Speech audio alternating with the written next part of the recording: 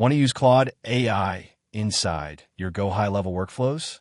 Here's how to connect Claude with GoHighLevel. First, log into your GoHighLevel account and go to Settings Integrations. Since GoHighLevel does not have a direct native Claude integration in most accounts, you'll connect it using tools like Zapier or Make.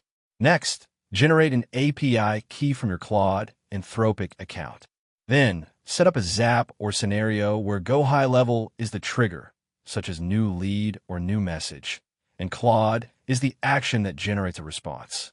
After Claude processes the data, send the output back into GoHighLevel using a webhook or action step like sending an SMS, email, or updating a contact note.